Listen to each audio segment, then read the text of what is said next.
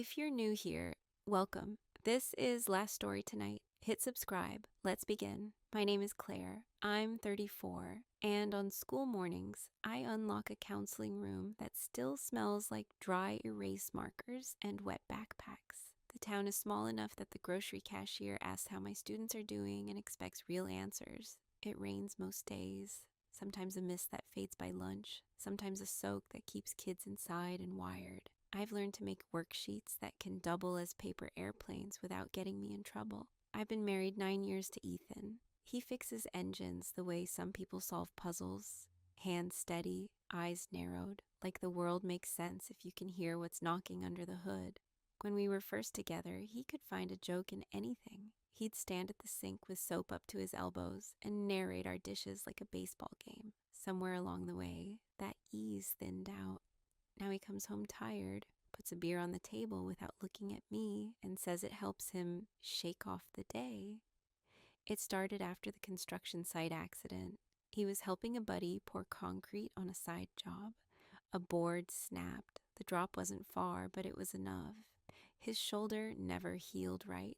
He still turns his body when he reaches for a wrench. He won't talk about the pain unless it locks him up. His dad is Michael, 58, former cop, owner of a modest garage on the edge of town. He carries himself like a man who expects things to work because he maintains them. He can be blunt, but it never feels cruel. After his wife died 2 years ago, he pared his life down to basics: shop, church, grocery, home. He stopped lingering at barbecues, stopped giving advice nobody asked for. I used to think he was hard to read.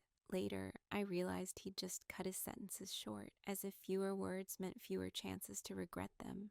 I tell kids every day that families are systems. A change in one person tugs the rest. That's true in my house. When Ethan's shoulder began to grind, our evening shifted. The TV stayed on through dinner, the mailbox filled with medical forms. I started counting beers because numbers felt like something I could manage. I also started staying late at school to finish notes, which meant I liked the quiet and the feeling that I could help someone and see the proof on a chart. Sometimes I see Ethan's old self flash through. He'll tap a rhythm on the dashboard or laugh at a dumb meme I sent him. But it's a quick spark. He holds the cold pack to his shoulder and watches a game he doesn't care about. I sit next to him and think about the difference between endurance and progress. Michael checks in on us without making it obvious. He'll drop off a jar of bolts for Ethan and ask me how the district is handling attendance. He'll scold the dog for barking at the mail carrier and then sneak it a biscuit. I've always respected him. His straight posture, his habit of wiping his hands before every handshake. I also see the weight he keeps to himself, the way grief rearranged his patience. If you asked me when noticing turned into worry, I'd say early autumn. First bell, first rain that stayed all day, first student who admitted she couldn't sleep because her parents barely made eye contact. I nodded like a professional and then stood in the faculty bathroom and wondered what I looked like when I walked into my own kitchen. I wanted to be the adult who made hard things simple. I also knew I wasn't doing that at home. In trainings, we practice scripts: ask, reflect, plan. With Ethan, my questions slid off. With Michael, I kept it polite. I told myself boundaries were healthy. I told myself the season would pass. I told myself a lot of things. And then a small request, the kind you say yes to without thinking, started the chain I didn't see coming. 2 days later, on a gray Saturday, Ethan asked if I could help his dad clean out the old garage. He said it like a passing thought, halfway through pouring his coffee. He's been meaning to sort through that junk forever, he added, not looking up. I'd go, but I've got a carburetor on the bench I need done by Monday.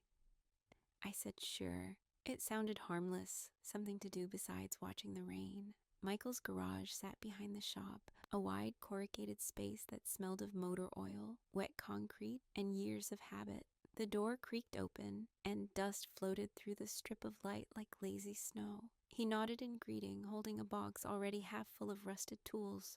Appreciate it, he said. Didn't think Ethan would volunteer you for manual labor. He didn't ask nicely, I said, trying to keep it light. He gave a short smile, the kind people make when they want to but aren't used to it anymore. We worked in steady silence, sorting bolts, folding tarps, dragging out cardboard that had softened from moisture. The radio hummed low, some country station that faded in and out. Every few minutes he'd point out a tool, tell a small story, a socket wrench from his academy days, a set of pliers his wife had used to fix birdhouses. I listened because it felt right to fill the air with small truths. In one of the back shelves, I found a box of old newspapers and magazines. Most were stuck together from dampness, but one yellowed clipping slid loose. A local headline about a teenage brawl outside a diner. Ethan's name was in it, small but visible. I frowned before I could stop myself. Michael noticed. "You found that, huh?" His voice changed, lower, like the words came from somewhere heavy. He leaned on the workbench, rubbed the back of his neck. He was 17. Stupid fight, couple beers, wrong place. I pulled strings to make it disappear. Thought I was saving him. I set the paper down carefully. "You did what any parent would."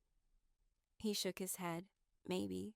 Or maybe I taught him that if you get in deep enough, someone will fix it for you." His hands trembled slightly before he crossed his arms. He never really got over that night. I didn't either. It was the first time I'd seen him look smaller than he was. His shoulders, usually squared like a wall, slumped forward. Not from age, more from exhaustion. There was no dramatics, no tears, just that quiet realization that a decision meant to protect might have done the opposite. For a moment, I didn't know what to say. I wasn't there as a counselor. I was just someone holding a scrap of the past that didn't belong to me. "People break differently," I finally said. "Sometimes it's not from what happened, but from what never got talked about." He gave a slow nod, eyes fixed on the floor. "Guess that runs in the family." We finished packing boxes. When I left, the rain had thickened into a curtain across the windshield. I sat in the car for a while, hands still smelling like metal and dust. Ethan texted a quick, "Thanks for helping." No emoji, no follow-up. I looked at the message until the screen dimmed. That night, as I rinsed dishes, I caught myself thinking about the tone in Michael's voice, how it cracked, almost apologetically, when he said he lied to save his son. It wasn't guilt exactly. It was weariness that had turned into honesty. I wondered if that was what I'd seen missing in Ethan, the ability to let regret show without defending it. When I went to bed, he was already asleep on his side, one arm tucked under a pillow.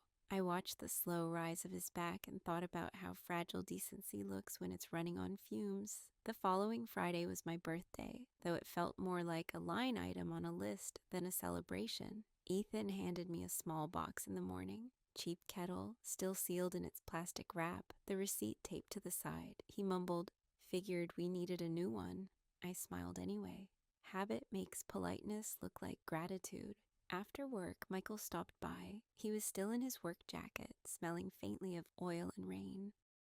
In his hands, no wrapping paper, no ribbon, was a bouquet of daisies. She used to say they reminded her not to overcomplicate life, he said, setting them on the counter. "Your wife?" He nodded. "She hated birthdays that tried too hard."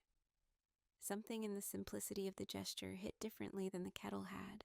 Ethan was already half asleep on the couch, beer balanced between his knees. Michael looked at him for a long second, then at me. "You mind if I sit for a while?" We went out to the porch. The rain was soft this time, tapping against the wooden railing. I poured us both tea, mine from the old kettle that still worked fine. He started talking about his wife, how she used to play old records while cooking, how she'd scold him for eating from the pan. "She made the house sound alive," he said. "When she got sick, I kept thinking she'd get better, just so the quiet would stop feeling so wrong." I didn't interrupt. He wasn't telling me for advice. He just needed to say it out loud. After a while, the conversation shifted. "You know," he said, "it's hard to unlearn keeping everything inside. Being a cop, a husband, a father, people expect you to have answers. You start pretending you do." He rubbed his hands together, a nervous motion that surprised me. When I lied for Ethan, I thought I was protecting him. But I think I was just proving I didn't know how to trust honesty to do the saving. His words landed heavily. I could see now what loneliness looks like when it has manners, steady, polite, but always waiting for someone to sit down next to it. We kept talking about my students, about how people build small lives that can quietly collapse if no one notices. He listened, not the way people pretend to, but with focus. When our hands brushed on the railing, it wasn't calculated, it just happened. Neither of us moved. The air shifted, heavier, charged, but not reckless. He looked at me, then away. You deserve more kindness than the world gives back sometimes. I felt something twist in my chest, part shame, part comfort. I wasn't sure which one was stronger. Then, almost without thinking, he leaned in and kissed me. It was soft, brief, more human than romantic. I didn't pull away fast enough to pretend it hadn't happened. When it ended, we both turned toward the yard, pretending to listen to the rain again. Inside, Ethan snored faintly. The sound felt distant, like it belonged to a different story. Michael stood after a minute. I should go, he said. His voice was steady, but his hands weren't. Take care, Claire.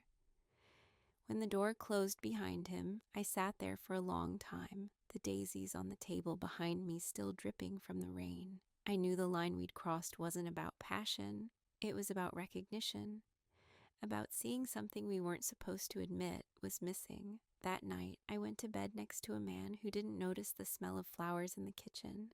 By Monday, school routines had swallowed me back up.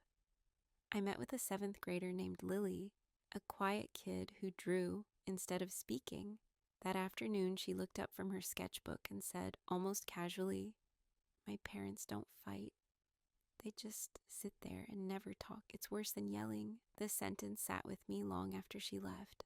When I drove home, I kept replaying her voice, flat, resigned, too old for her age. I parked in the driveway and saw Ethan through the front window, slouched on the couch, a beer can perched on his knee, eyes glazed at the TV. The house looked exactly as she described hers. That night, he asked how my day was without waiting for the answer. I told him it was fine. He nodded, already lost in whatever highlight reel was flashing on screen. The room smelled like stale beer and detergent. I realized we hadn't eaten dinner together in a week. Later, while folding laundry, my phone buzzed. A message from Michael. "Can you give me a ride from O'Reilly's? Left my truck at the shop. Won't take long." I hesitated, but only for a moment. "Sure," I typed back. When I pulled up outside the bar, the rain had started again, a soft drizzle that blurred the streetlights. Michael stepped out under the awning, jacket damp, eyes tired. He slid into the passenger seat and sighed. The faint smell of whiskey followed him in. "Rough night?" I asked. "Just too many old stories," he said, rubbing his temples.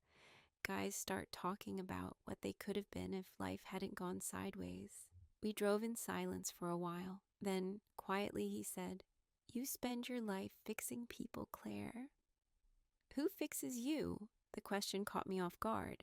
"I'm fine," I said automatically. He gave a small, knowing laugh. "You sound like I used to." The wipers swept rhythmically. He looked out the window, voice softer now. "You ever think some of us get too good at pretending we're okay? So good that we start to believe it." When we reached his driveway, I shifted into park but didn't move to unlock the doors. Something about the stillness felt heavier than it should. He turned toward me, his eyes unfocused but sincere. "You don't have to answer that," he said. I should have said goodnight. I should have opened the door and let the rain cool everything down. Instead, I turned my head, and our faces were suddenly close, closer than intention. The kiss wasn't desperate, just inevitable, a quiet surrender that came from too much restraint. When it broke, he whispered, "I'm sorry." I didn't respond. The porch light flicked on automatically as he got out. He didn't look back. I waited until he was inside before driving off. My hands were trembling. Something about the stillness felt heavier than it should. He turned toward me, his eyes unfocused but sincere. "You don't have to answer that," he said. I should have said goodnight. I should have opened the door and let the rain cool everything down. Instead, I turned my head, and our faces were suddenly close, closer than intention. The kiss wasn't desperate, just inevitable, a quiet surrender that came from too much restraint. When it broke, he whispered, "I'm sorry." I didn't respond. The porch light flicked on automatically as he got out. He didn't look back. I waited until he was inside before driving off. My hands were trembling, not from guilt exactly, but from the weight of realizing what I'd allowed. At home, Ethan was asleep again, one arm over his chest, the beer can empty on the floor. I stood in the doorway for a long minute. The air felt colder than it should have. I brushed my teeth, changed into pajamas, and lay beside him. His breathing was deep, steady, detached. I turned toward the window, where rain streaked faintly against the glass. I wasn't thinking about passion or sin or excuses. I was thinking about that girl's words, how silence could be louder than anger, and I finally understood what she meant. The next week felt suspended, like time had slowed but refused to stop.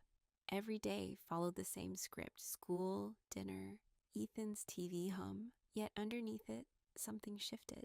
The air around me carried that sharp edge of a secret waiting to cut. I told myself what happened with Michael was a mistake, a moment born of exhaustion and confusion. But denial doesn't last long when both people know it's alive. It started small. A text from him 2 days later. "You left your umbrella in my truck. I'll drop it off." He didn't. Instead, he came by the next evening to check on the garage inventory. His words careful but unnecessary. Ethan was working late. We stood in the doorway, pretending to talk about tools. Every sentence felt like stepping closer to something we'd already decided not to name. When it happened again, his hand brushing mine, the unspoken agreement to let it linger, it wasn't an accident anymore. We both knew what it was. Two people choosing the risk of being seen over the comfort of being invisible. He said quietly, "We're both betraying someone." I nodded. "And ourselves." "But maybe," he added, "this is the first time we're not lying about what we feel." The words landed with painful precision. He didn't mean romance. He meant truth, the kind that doesn't hide behind duty. That night, I told Ethan I'd be staying late at school. He didn't ask why. I think he was relieved not to have to talk. I drove to Michael's. The house was dim, only the lamp near the window on.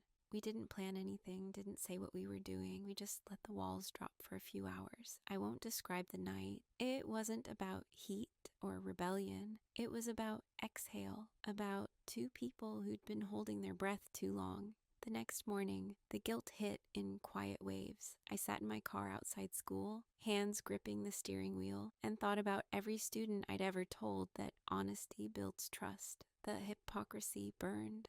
I expected shame to change things, but instead, it blurred the boundaries even more. We didn't plan meetings, but they happened. A forgotten jacket, a quick coffee, a reason to check on each other's days. Always short, always careful. At home, Ethan barely looked up when I walked in. He'd stopped asking where I'd been. That hurt more than confrontation would have. One evening, while I was chopping vegetables, he said, "You've been quieter lately." I froze. "Just tired." He nodded, eyes still on the TV. "Yeah."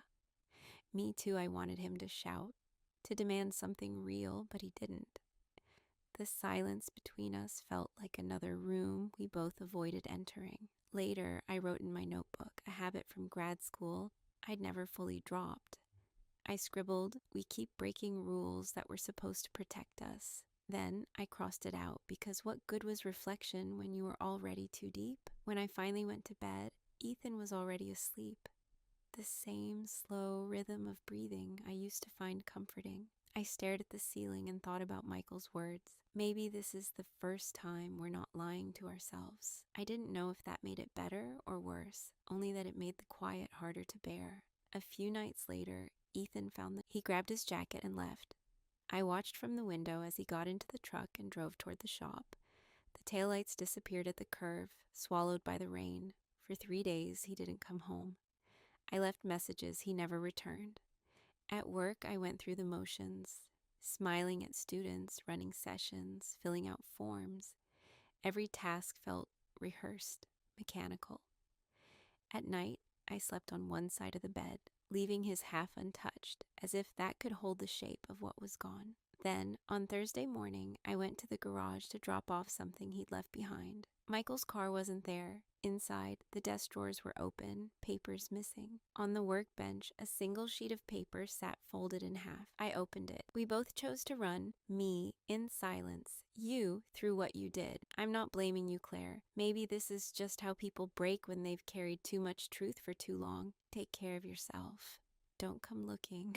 There was no signature, but I didn't need one. I called his cell, disconnected. I drove past his house, empty, curtains open, mail still in the box. It was as if he'd erased himself deliberately, leaving only the letter behind to explain nothing. That night, Ethan came home. He didn't yell, didn't demand, he just packed. Jeans, shirts, his tools from the shed. I stood in the doorway, waiting for the explosion that never came. I'm leaving, he said. You don't need to explain. You just need to figure out why. Then he was gone too. The next morning, I walked into school with a coffee I couldn't taste. The staff room chatter washed over me like static. On my desk sat a sticky note from Lily. Thank you for listening. I stared at it for a long time. I wasn't sure if I deserved the gratitude, but I kept it anyway. Days turned into weeks. I stopped checking my phone for messages that wouldn't come. The rain kept falling as if the weather refused to move on until I did.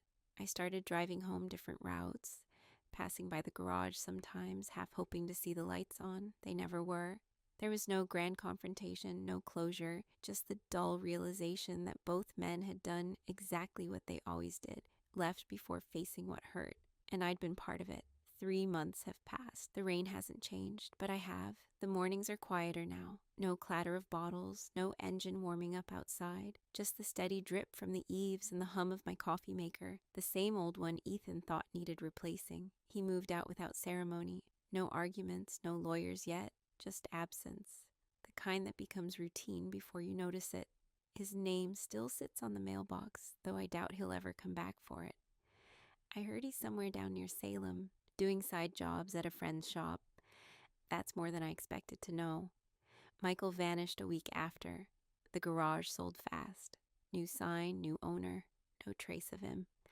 The police didn't call, so I knew it wasn't that kind of disappearance. He'd simply decided to leave. I imagined him driving north along the coast, windows down despite the chill, the kind of drive people take when they need to shed their old skin. I went back to work as if nothing had happened. That's the strange thing about small towns. People pretend not to notice you're unraveling, but they watch anyway. Mrs. Duffy from the front office asked once if I was doing okay. I said yes, because that's what we all say. Then, last Tuesday morning, I found an envelope in my school mailbox. No return address, no stamp, just my name, written in the blocky, deliberate handwriting I'd recognize anywhere. Inside was the same newspaper clipping I'd found in Michael's garage, the one about Ethan's teenage fight, and a short note. You always saw the truth. You just never knew what to do with it. I read it twice before setting it down. It wasn't angry or cruel. It sounded like something between a confession and a goodbye. I didn't tell anyone. I slipped the note into the drawer of my desk next to the files on students who needed follow-ups. Every now and then, I look at it, not out of guilt, but because it reminds me that honesty doesn't come free. It costs something every time you try to hold it. That night, I walked home under a steady drizzle. The streetlights cast thin halos on the pavement, the kind of light that makes the world look clean even when it isn't. I passed the old garage one last time. The new owner had replaced the sign, but the smell of oil still hung faintly in the air. When I got home, I brewed tea, still in that old kettle, and stood by the window. For the first time in a long while, I cried. Not because I regretted what happened, and not because I wanted it back. I cried because it felt like the only honest thing left to do. Maybe that's what Michael meant. Maybe truth isn't about fixing anything. Maybe it's just about finally letting yourself see what's been there all along and finding a way to live with it.